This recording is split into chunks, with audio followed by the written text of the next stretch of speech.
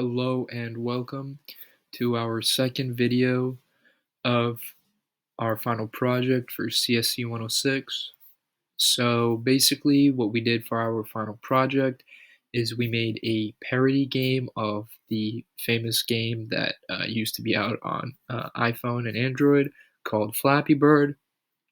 Basically, if you haven't heard of the game or if you don't know what it does, um, the game plays as a little yellow bird that has to, as you tap the screen, the bird jumps up, and once you stop tapping the screen, the bird goes down.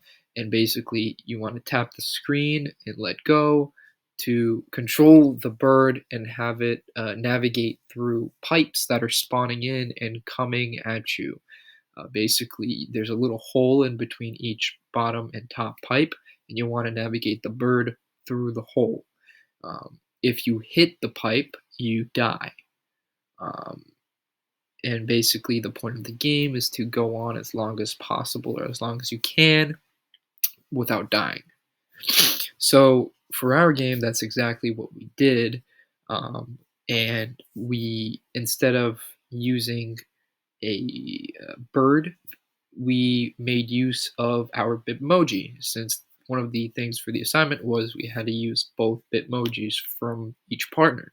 So the first Bitmoji that we used is on the splash screen. Well, we have both on the splash screen, beginning screen of the game, my partner's and mine. And then actually, when you start the game, instead of a bird, we use my Bitmoji to navigate through the pipes. Excuse me.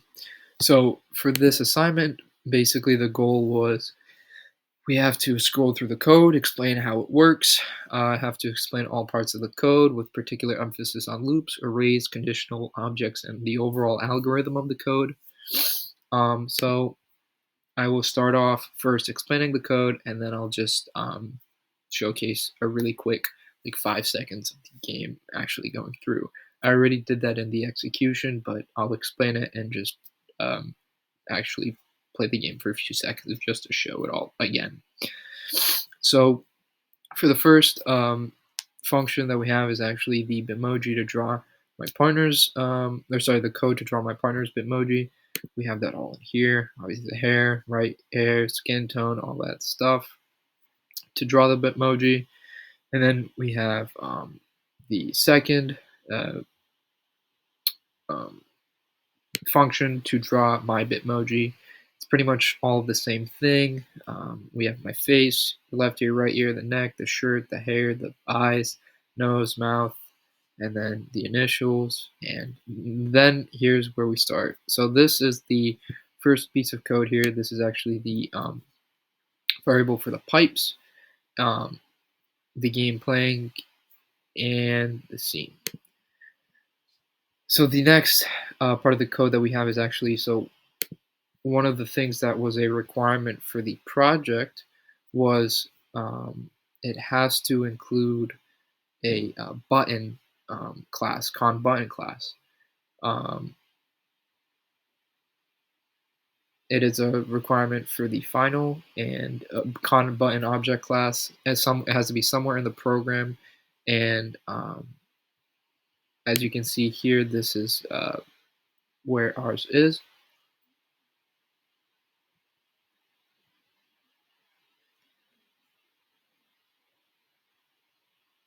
And as you can see, as I'm scrolling, there's little notes, or sorry, comments that you can actually read and see which each variable of the code for the buttons does. So here we have the Bitmoji function for my Bitmoji, which is the one that interacts with the game. These are just the variables for the Bitmoji, the X and the Y. And then here we have the actual prototype functions that actually draw the Bitmojis. And the prototype draw one draws the Bitmoji. The hop actually makes the avatar go up and down, or the Bitmoji. And the fall one is what makes the Bitmoji fall when you let go of the space bar. The prototype impact function is what detects when the um, Bitmoji collides with a pipe, and that is all for the prototype code, prototype functions. So here we have the variables for the rectangles. We have the prototype for the bottom rectangles, and then we also have a prototype function for the top rectangles. Basically, an issue we ran into originally was we wanted to make it simpler and just make one function for rectangles and insert like a hole in between the rectangle, and this would make it look like it's two rectangles or two pipes per se. The issue with that, however, was that we couldn't the even though there was a hole in between the top and the bottom pipe, the Bitmoji itself wouldn't go through the hole. It would still think that even though there was a hole there, it would still think that there was no hole there, and it would cause an instant game over screen because the game still thought it was colliding with the pipe, even though there was a hole. So I basically changed it around, and I just made two separate functions for the bottom rectangles and the top rectangles. Excuse me, two separate prototype functions for them. And this is the Rex function makes the pipes move, and they come. So the actual Flappy Bird game spawns all the rectangles from the right side of the screen, goes to the left, but we just decided to make it so that it comes from the left to the right. And then obviously here, another requirement of the code was we had to have a splash screen function, which we have here. You can see it's the first thing that you see when the game starts. And then we actually have the game screen function, which we created a bunch of ellipses for the sun, and then overlaid the ellipse of the sun over a a star, which made it look like the ellipse actually had little rays coming out of it, and then the just a bunch of ellipses to make the clouds look a little bit nicer. We used the grass blocks that we utilized in earlier assignments for the Frogger game, and also the brown rectangle that we utilized for the ground in the Frogger game as well.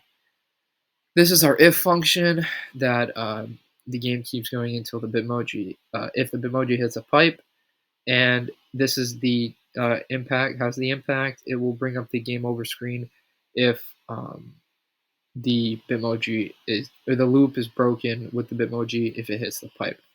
And that exits the loop to prevent further processing of the code.